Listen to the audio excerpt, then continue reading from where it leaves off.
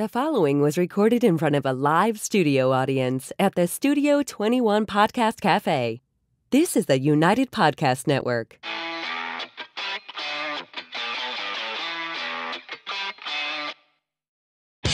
Welcome to Tell Us Why, a podcast for the financial freedom community. If you're looking to succeed in your quest for financial freedom, make sure you join us every week as we, along with our guests, discuss different stories of success, how they were achieved, and how you can do the same. And of course, we ask them to tell us why. Here are your hosts, Jack and Mike. Welcome to the Tell Us Why podcast. I'm your host, Jack Dalrymple, here alongside my co-host, Mr. Michael Ketchen. How we doing? Good. How you doing? Good. Good? Excited. Got a great episode coming. We do. Today we are talking with Gerald Schiavoni. Jerry is a co-founder of Merrimack Valley Eats and at Hungry Beyond Boston. Nice. What, did I mess it up? You haven't yet. Keep going. We're proud of you. He joined us to talk about his journey as an entrepreneur and how he uses food to tell the stories of the people behind the dish. But before we bring Jerry in the studio, Mike, what's going on in the business? All that's going on is the first time in 20-some-odd episodes my co-host didn't mess up the open. So I think we're going to stay with that. That's Wait a great until the next intro. When I that's do a great when he comes intro. in studio, What's so going on with you? That one up. Nothing. Got an appraisal back. Well, not nothing. A lot. He's like, let me pump myself back up here. Got appraisal number one of two currently on the table. Got one appraisal back and very delighted with those numbers. So should be walking away with a check for about $175,000. That does not suck. Which I can reinvest. But yeah, I'm pumped about that. So looking for that next project. But Refi and roll. Deploy that capital. Rich versus poor mindset. I'm not going to spend it. I'm just going to invest it. So I like it. I like that's it. I like the plan. Although I do want to go to Hawaii or something like that, but I'm probably not going to do it. Just don't buy a boat. Yeah. All right. So as I mentioned, I am so pumped. I am selfish. This was my guest to ask on. Selfish. From kind of my home local area where I grew up. I've watched this. I am so excited to bring this guest and this content to the Tell Us Why community, financial freedom community, because I think everything we've done with social media so far and away, craziest thing we're going to get on. But before we do that... Well, let's get something off the table Let's get it. Go ahead. Let's get it off the table. Merrimack Valley, what does that mean? I know we have international audience here. Okay. So what is Merrimack the Valley? Merrimack Valley is essentially a cluster of towns along the Merrimack River in Massachusetts. And I mean, I think of it as southern New Hampshire too. Is it technically involved? I don't know. I'm not one of the people to ask that too. But essentially, I would say it's really 15 to 20 communities right around that, maybe a little bit bigger, a little bit smaller. And this whole experience has really tied it together. And I can't wait to get into some of the numbers and really geek out about today and how it all goes. I like it. Let's get them in studio. Let's do that first. Let's hear who this week's episode is brought to us by. Are you sick of being treated like just another number by large insurance companies? Do you want a more personalized experience with somebody that you can trust? With Keith Monteith, that's exactly what you'll get.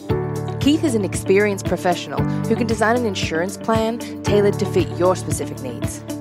With access to over 30 insurance carriers, Keith is able to shop numerous markets to find a price that works for you.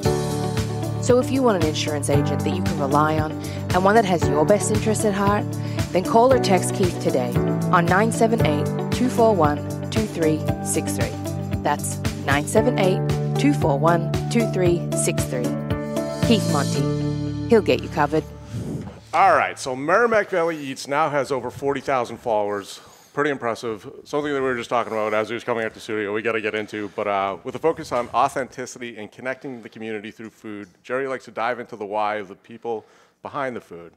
I like that. So here to tell us his why is Gerald Schiavoni. That's it, Schiavoni. That's good. He didn't stutter. Congratulations, Jack. There we got it. I did it. Jerry, you have no idea the prize you just won. The first guest where you didn't mess it up. Thank you for being here, sir. You're welcome. Thank you. We are excited. So as we mentioned, Merrimack Valley, I grew up in Haverhill. I grew up Merrimack Valley kid. I laugh. I mean, it's all my local staples. I mean, I'm a kid from the Avs who grew up, Ben and Daddy's local sub shop, icon in the area. Seeing Haverhill go through these transformations, see Lowell transform, some of these local staples. And as Jack mentioned, we are national. We're getting people who might not be as familiar with the Merrimack Valley. Hey, we're international. That is true. We have some Canada listening to some other stuff.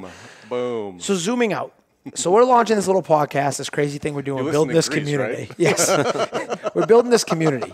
You have found a way via passion, entrepreneurship, and vision to unite and come together for food, which is great, but really build a community on a social media platform. As we mentioned, over 40,000 people.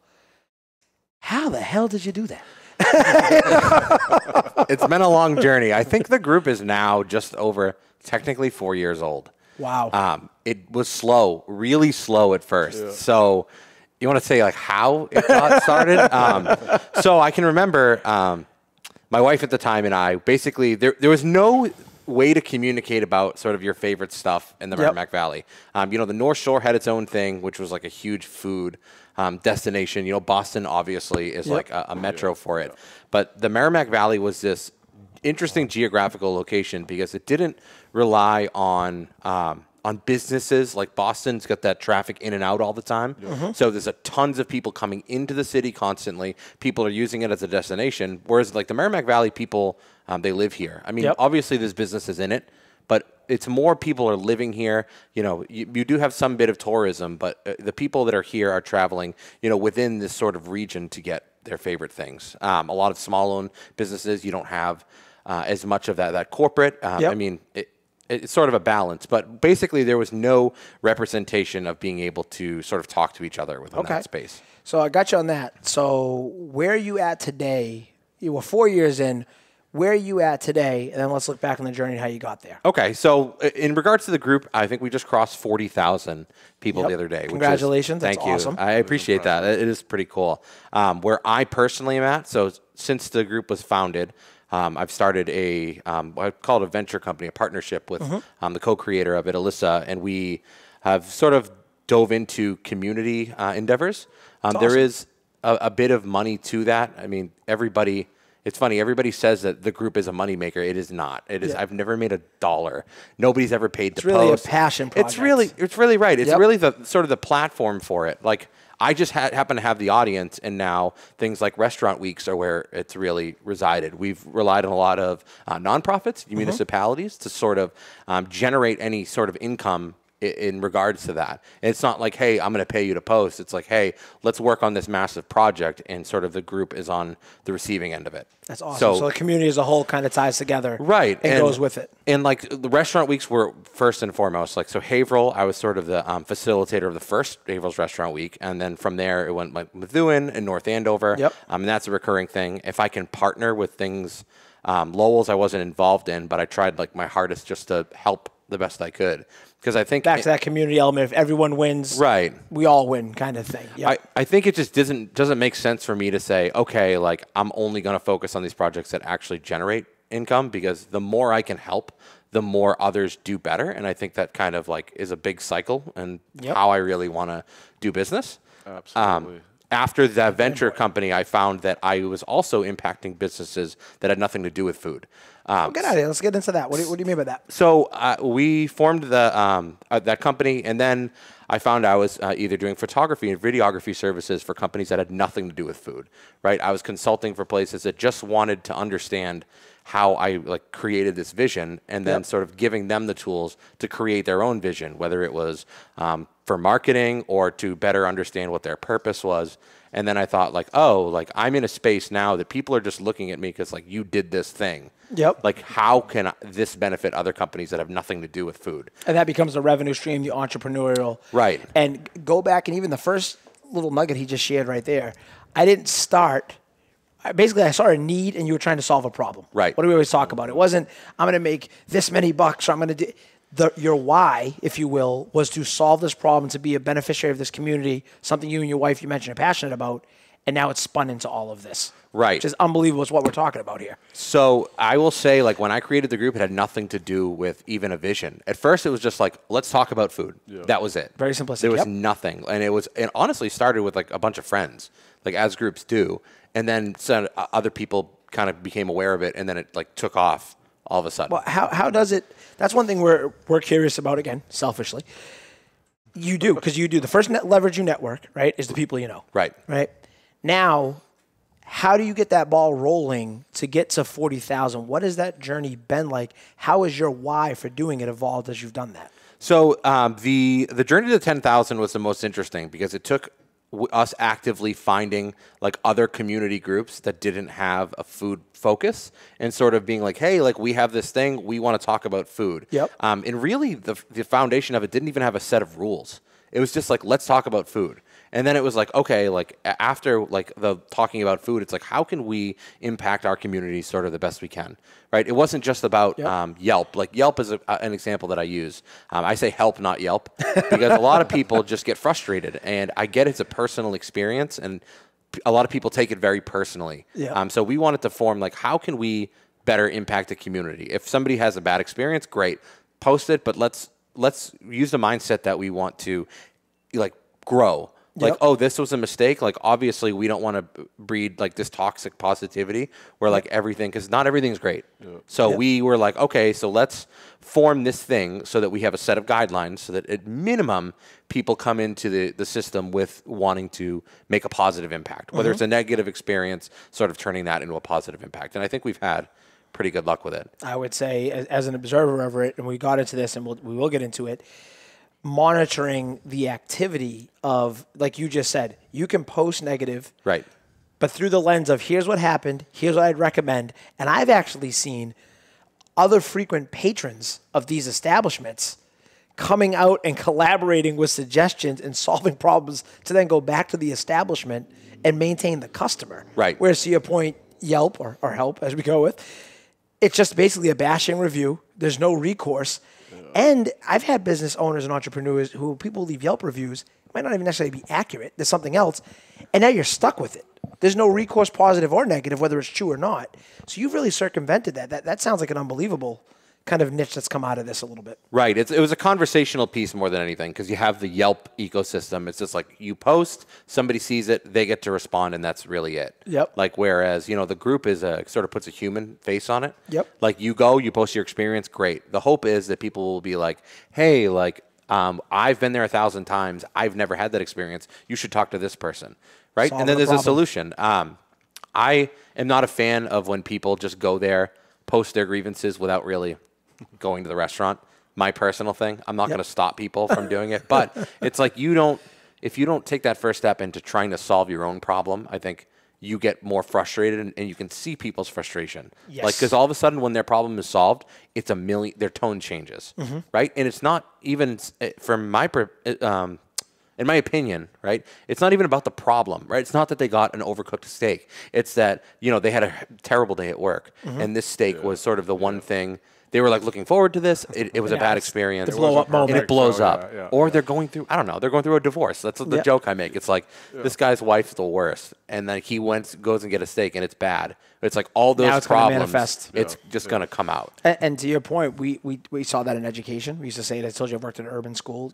The kids who would get in trouble, it was manifesting in school, but you have no idea what was going behind it. You see it in business. You see it in these experiences. And to have that mindset through the lens of food and social media, I'm curious, how are you able to stay so positive and continue to grow the business knowing that wave of negativity sometimes is coming at you? Because, again, one thing Jerry does a great job in this community that I think is inspirational, you don't monitor. You don't, but not that you don't monitor, you allow people to have an open dialogue. Right. You're not trying to babysit it. You're not trying to police it.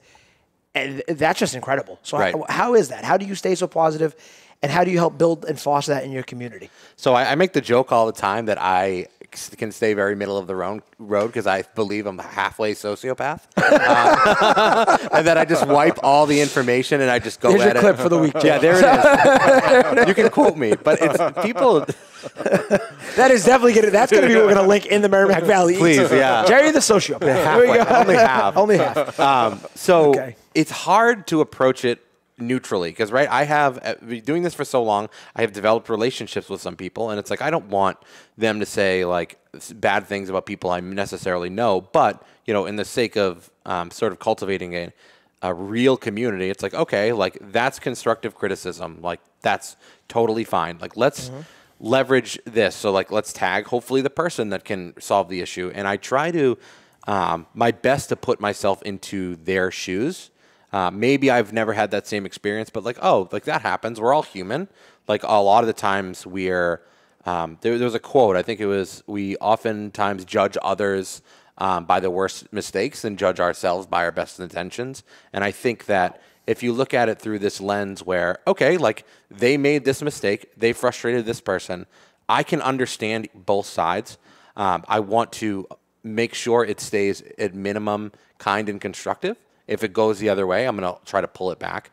Oftentimes the tools that social media gives me, people can tag me, but I really try to like let it happen, step in and guide them to a better either solution or maybe a better, I guess a better perspective. Yep. Like I want them to understand like there is definitely two sides of things. There's a human element on both sides, right? Too. And we make mistakes. It's like some of these people comment, and I chuckle that like they wouldn't even be able. They'd burn a box of Kraft mac and cheese. Yet like their overdone swordfish is like catastrophic. So I think when you put it sort of into perspective like that, it's hard to argue with logic and reason. Yeah, it's hard. And I think people take it personally. Some people have said some pretty crazy stuff in my direct messages, but I know that the vision that I have is one that's going to have significant community impact. We're going to live that, and we're going to go towards that. And any sort of deviation for that path, I have to hope that I can get them back on it or just eliminate it in general. Well, and that leads to the community impact we're talking about. We're also building a community here with very much a mission and purpose. What I think is fascinating is the way this has not only presented opportunities for you, not only helped the community, you're getting on media, you're getting on these local food TV shows, it's going out. The other side of it that I don't think it's talked about, that I'd be curious if you can chime in on, is the impact you're having on a lot of these mom and pop restaurants positively, and their ROI and helping them catapult and move forward. That's got to make you feel pretty good, I got to imagine. Yeah, that is cool. So I'll give a couple examples. There were two places in Haverhill. Actually, Haverhill, and interestingly enough, has opened a lot of places since the pandemic. You know, where you see, now I use that example of Boston in general. They had a ton of places close. Haverhill actually opened 7 different restaurants during from the beginning of the pandemic to now. So it's because people are physically living here. You know, Boston, you know, all the businesses shut down, everybody was gone. Right? The schools shut down, and it like sort of choked out the city. Interesting correlation. I mean, connect that dot, but yeah, definitely more mouths to feed, locals staying home. Yeah. Right. So it was specifically Nellie's Kitchen was a big one. Yep. And they're always on there. Yeah, always. And I had nothing to do with that. Yep. You know, everybody said, and I now know Caitlin and Matt. Like I know them just by coming in there all the time. Caitlin, they're the owners of Nellie's. Yeah. Kitchen. Okay. Yep. So they're the nicest people, and people were speculating like that they were paying for people to go on and comment and say things, but it has not. It was not like that. Can I jump in right there too? Because this is me. I'll go check it out. Yeah, right. Well, this is an important segue that I just connected this dot, and I didn't even realize it until now. So again, as I mentioned, I happen to grow up in Haverhill. This is something entrepreneur-wise, community-wise. What people do not realize about Nellie's Kitchen is when I was a kid growing up, that was one of the roughest parts of Haverhill, Lafayette Square. I can think of, there was I think there were a Lebanese family, owned a pizza shop there for a long time. Around the time I was 12 or 13, it closed. Up until Nellie's Kitchen came in a year ago at this point, maybe a year and a half ago. I think so. I think there were 10 to 12 different restaurants and tenants that couldn't make it work there. Now you come out in the middle of a pandemic, you leverage these resources, social media has had a direct impact, you get great people, that whole community is improving. Now I happen to know a couple of investors who are deploying some capital on some buildings across the street. You've had a successful restaurant bar establishment down there. You're seeing it all kind of tie together from an entrepreneur, from a business standpoint, with a real life example that you're playing a role in. Right. And you're going into it the mindset of I'm not going to get anything out of it, which is unbelievable, which is then leading to opportunity. Right. That's just well worth its weight in gold. I think it goes back to something you alluded to earlier, is you're just adding value. And like, I don't think that was an intention that Mike just relayed, but like that is what you're doing because you're so, I don't know, I think selfless doing what you're doing. Yeah. And it's having like I don't know, butterfly effect, I guess. Yeah. Yep. To literally transform communities. He's bringing people from, without the local fields, might not be accurate, but essentially you're getting things about Nellie's Kitchen on there. There are people coming from, I'll say, more affluent areas to go eat at this place that when I was a kid, they would not be, if you tell them you're going to Lafayette Square in Haverhill, they're not going to go. Yeah.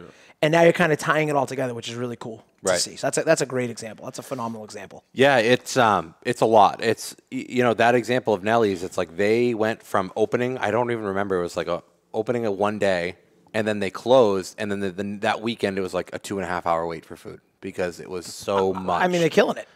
They were crushing it, and it was like post after post after post. Yep. And if you go right now and you look at their Facebook page, it's literally shares from Merrimack Valley Eats to it. And I was like, oh, that was cool. And again, like I never asked for anything, and I still will never. That's irrelevant to me. You post away, the experience of other people is what makes that more valuable. It's genuine too. Yeah. And given I've been invited to restaurants, they've been like, hey, come check it out. And in all of my posts also, I rather not say like this was good or this was bad, because I think the subjectivity of my opinion is difficult because I can steer people towards or away from somewhere. Whereas I'm going to take this approach where I'd rather be more of like an editorial. That I'm like, hey, this was the type of restaurant. Here are the people behind it. Here is the experience. If there was feedback, for sure, I would relay that to both the owners, and I would talk about it in a way that sort of helped them grow on the page. But it's like, hey, this is the experience that I have. Here's my favorite things. I think people are so wrapped up in good or bad that they miss all of this other stuff. And realistically, nobody, I mean, aside from the handful of chefs that are probably there, nobody has any idea about anything, right? Like you could ask them, like, what does confit, what does sous vide mean? And they would have no idea, right? So I have no idea. It's also limited by perspective. So I like Ralphie's here in Salem. I'm a huge fan. Oh, don't get me going. We've been there plenty of times. Huge fan. Yes. I prefer it over other places, but there's a ton of bias behind that. Terrell Malfi might have something to say about right, that. right. And everybody says like that's the two that they argue about, but I liked Ralphie's better because I've been going there for a decade. Yep. And even if Amalfi's may be arguably better, I'll go to Ralphie's because of the people, because of the experience, because of my own personal biases. And I think that's just sort of a part of it. Gotcha. And maybe Amalfi's is better, or maybe it's not. I don't know. Sure, to me, it may not be, but to somebody else, it's like Ralphie's is the worst or whatever. But like, it's just limited by your own personal perspective. Yeah. So now let's zoom out. Let's give a macro view again. Sure. And because we've gone local, someone comes to you, hypothetically, if someone has a podcast, what are you telling them to start a community like this? What is the advice you're giving? Because what I truly do want people to leave here with is something you hit on earlier. It's a 4-year grind. It doesn't happen overnight. Right. So what are the actionable steps you're doing on day one, and how do you continue to grow a community like this? So again, it started with the friend. It started with just friends, but really it was Alyssa, sort of the other half of this equation, going into those groups and saying like, we've created this thing, like there's nothing like it. Come check it out, right? Yep. Or come to it. It was in like anything, like maybe it was in like random community town page, right? Yep. Like everybody seems to have their own. Everybody seems to have their own forum. We're like, hey, come check this out. Like we just want to talk about food, and then it was really just us going places. Like a lot of the stuff was just posting me the reviews and her, and and it was like, hey, check this out, and people were like, oh, this looks great. Let me tag and invite my friend, Yep. right? And that's slow to start. The consistency. But that's the consistency. It was consistent. It was just us, and we developed our voices sort of through that. And then we added other people. So like Lauren Smith is another one that's one of the admins and moderators there. She was really helpful, like the relationship she had with people in Haverhill. And she was sort of almost like a figurehead in her own space. It was like we wanted these pillars of this parts of community to sort of align with us and then say like, here's our vision. Do you share it? And then sort of get that going like that. Where's it going? Before we jump into the big three and all this stuff, where is it going? What are the goals? Where is this going to? I think it's just right now it's pretty much where it needs to be. I mean, aside from the flare-ups once in a while, it's really just a resource for people. I would like to see restaurants not have to advertise so much and spend their resources in places where I feel like don't have as much impact. So really, that's a very interesting perspective. So essentially go into the community with your patrons and go into there versus paying and on that marketing that you can't really track your ROI on. Right. And very interesting. I would rather somebody like a restaurateur go in and say, hey, here's who I am. Here's what we do. Check us out. I mean, I feel like that's been really helpful for a lot of restaurants. I think that a lot of the traditional media outlets around here, I won't name any, but it's hard because you spend a lot of money and you don't know. Like if you talk newsprint, right, you spend $4,000 for an ad run and you have no idea where it goes. Or you go into this group where people are already engaged for food, and you say, hey, like, we just opened up this. There's actually a place in Salem that's opening soon. They posted, and it reached 62,000 people. Wow. So, and they were literally, all they said was, it wasn't even a picture of food. I forget what the name of it was. I don't remember, but I just looked today, and it was like, wow. All they said was, hey, I'm opening this up soon in Salem. What do you think? Or like, what? And then everybody was like, oh, I'm pumped. I even commented. I was like, I'm there day one. Yeah. But like 60,000 people, it's like, to pay for that would be insane. And to give context, we should give the math because we talked about the beginning. The entire Merrimack Valley, we don't know this. We're guesstimating 500,000. Right, somewhere in that range. So you're talking more than 10% of the entire population for this region is engaged in this group. It's a lot. It's unbelievable. Yep. No, it is a lot. Yeah. That's just why I wanted to talk to you. Going back to the social media thing for a second that you were just talking about, like, I think when you run a generic ad on TV, radio, it's very impersonal. But when you're the owner going out there being like, hey, like, I think Troy's Fresh Kitchen, Troy is a guest that we had on here. I don't know if that's Merrimack Valley, sorry. No, it's Londonderry. It is Londonderry. All right. So, close enough. It's close enough, yeah. He connects with his audience through Instagram, through pictures of his food, through making funny videos of him cooking food. And I think people love that. So it's a personal connection to the owner, to the cook, to the person making the food, or the waitress or something like that. When they go on there and they're interacting with their clients, consumers, like I think there's a lot more value in that because it's a direct to consumer advertisement versus something that's hitting hundreds of people, thousands of people that 99% don't care about. I mean, 60,000 people that are now pumped. Okay, on opening night, if everything went perfect, they can handle 0.05% of that capacity. Like a fraction. Like, put that into perspective, right? So just doing that and being part of it, and now think about it. Way back at the beginning of the episode, and I'm even thinking stuff in my own business to implement from a customer service standpoint that you touched on, is the whole shift from if it's great, we're going to leave a positive review, we're going to get positive feedback. If it's not so great, we're going to say that, but as a community, we're going to come up with solutions to revisit to help you save your business early on. Right. Instead of going to a Yelp, going somewhere, never coming back. The community wants these businesses to survive. They want them to keep going. And that's just it's such a mindset shift. So just kudos to you for doing it. Honestly, man. Thank you for being here and doing what you're doing. And, you know, now we're going to hit you with the big three? A question. Well, before that, and then we're going to put you on the hot seat. So we implemented a new question last week. We'd like to add as much value for our listeners as possible. So we added this question. And the question is, what book or resource would you recommend to our listeners? Actually, one of my favorite books is Start With Why by Simon Sinek. This is amazing. Oh, man. This is perfect. Goal is to get him on the 100th episode. That's what I'm trying to do. Simon Sinek, if you do, I'll give you my personal phone number. I will be here 100%. Live studio audience. Sherry out there, yes. But I really think even Simon's, the books and his podcasts are something that I think will help a lot of people understand what their vision is. Because I think that if I look back at sort of everything I've ever done, I have gotten the most joy out of when I was accomplishing my why, right? So even if I didn't know it at the time, when it comes up through even like my first job, I hated my job, but I liked the aspect of it where I'd sort of, accomplish that vision, right? Even if it wasn't concrete at the time. And not to say that it needs to be concrete really ever, but like I had a job that I didn't like for a couple of years, and that was like not really reflective of my vision. And then I got into technology, and I got into sort of teaching people how to use tech from at a local company, and that was a huge part of what I love to do, like teaching people and guiding them to sort of empower themselves to do better things. Awesome. And then that transitioned into the most recent tech company I worked for, and now I do this full time. So awesome. So the book one more time. Start With Why. We can start to link to that. That's something we're going to implement. But yeah, we got a lot of feedback from people listening, and we want to start implementing this because these resources should be shared. So through, like, a lot of our first episode was based on Simon Sinek's that book. Yeah. So that's pretty cool. Of that. Bringing it full circle. I love it. Yeah. That is awesome. That is great. So we are about to put you on the hot seat, but before we do that, should we hear what the Big Three is brought to us by? Let's do it. Let's do it. It's now time for the Big Three segment, brought to you by QS Private Lending.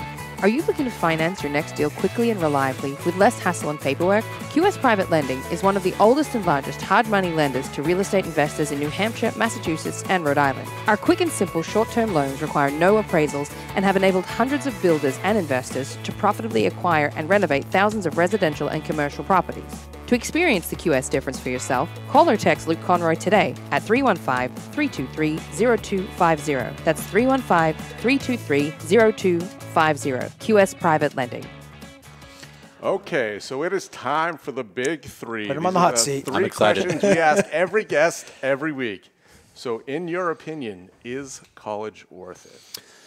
When I got this list of questions, I was like I stayed up a couple nights really thinking about this. It affects people, Jerry. I think it depends on what you're doing. I think there's some things that obviously you need a college education for. You don't have a choice, doctor, lawyer, whatever. But I think in the media space, it's kind of hit or miss. Yep. A lot of the technical terms I've found I'm at a disadvantage to when it comes to like marketing and things like that. And even the business aspect of it. Yep. So like the gentleman that was before me that recorded, he said some stuff I have no idea. Frankly, flat out no idea what he's talking about. And I'm like, wow. I was like, maybe if I had studied this stuff, I would have been at a better advantage. Plus it's a learning style. Yep. I don't do well when I have to go out on my own and learn something. Yep. I do better when I'm sort of hands-on. So I think it could go either way. I think if a lot of the business and marketing side, you're also not going to get funded if you're not, well-educated, well-versed in something. And even if it's maybe non-traditional funding, you could probably get. But a bank is going to have a hard time saying to me, like, okay, I didn't graduate college. I got about halfway. I dropped out. And I don't think a bank would say, like, hey, like, I think we're going to pass on this. Like, a great business plan is great, but like as the proprietor of a company, it's going to be a tough sell, right? I've gotten lucky. I've had really good jobs. I'd funded it all myself. So that's great. But I think that it depends on the situation. That's a great answer. Yeah. I think you can tell he has put some thought in his. I have. Now they're getting harder. Because I was like, no. And then I was like, oh, yeah. And then I was like, no, wait, hold on. So with that said, what is one piece of advice you go back and give to your 18-year-old self? Oh, I like this one. I like I said, I prepared for these questions. So Shout out executive producer Jake. Right, I was going to say that was a good job. I thought about these. So if I were to give some advice to my 18-year-old self, I would say don't as much chase the accolade as much as it is just volunteer and be a part of whichever community you're trying to be. I think I was so obsessed with sort of making this name for myself that I made it and it didn't really matter. Like, that's great. Like, I can Google my own name. I see a list of cool stuff. But, like, really, the impact you have in these communities is so much more valuable to see them then share your vision and then go and do it. That's awesome. Because I think that'll actually segue in my third question when you ask. Because I think having the impact, like, that will come, right? That, like, it's great. Like, Alyssa and myself, we have both made these names for ourselves in this space just by chance. Right? So, like, if I was to say when I was 18, volunteer, like, go to align with things that, share your vision, whether it's a local, maybe a food bank or something. I'm on one of the board of directors of Community Action. That's like great. That's amazing. It empowers people to make, better financial decisions and to help the community overall. And that's not a paid thing. That's just something I love to do because and it shares my collective vision. And you get the Nellie's Kitchens of the world. And then I've got the Nellie's Kitchens of the world. All right, Jack, hit him with it. All right, so moving on to the third question. You teed it up, but what is one thing you'd want your 90-year-old self to say to you? So I hope my 90-year-old self would say that I impacted enough people that they shared my vision to move it forward. Because I think vision for me is so important day to day that even though I know I'll never get to this point, like I really want to, my vision, say, for example, mine, is to sort of get people's shared collective lived experience and espoused culture. So there's two gaps, and I want to bridge that. I want to get people to share their own personal experiences with others that haven't shared it. I want everybody to see through everybody else's lens. 0% chance that's ever going to be fully accomplished. But, every little goal I have is going to try to get there. I think we're all better off every time you hit it. Right. So every time I get a little victory, it goes towards that vision. And I think that when I hope, that my 90-year-old self would say, like, you did it. You impacted enough people. They share your vision, and that will continue forward. Because like eventually, it'll be over. It'll be done. Like I hope that I can impact enough people that they won't even know why they feel that way. That they just will, and they'll sort of live those values moving forward. Man, I like that. just crushed it. Yeah. Future guests, do some research before you come on because you're gonna crush it. Yeah. Jerry, that was great. Any parting words for the Tell Us Why financial freedom community? I would say don't take too much stock in how often you fail. I would say for me, the same people that said that I wasn't doing a good job at something, then a year later said I was the best at it. Right? The same awesome. people that say no are the same people that are going to say yes eventually. So don't take a ton of stock in failing. I think every time you fail, you sort of make this building block to the next thing you succeed at.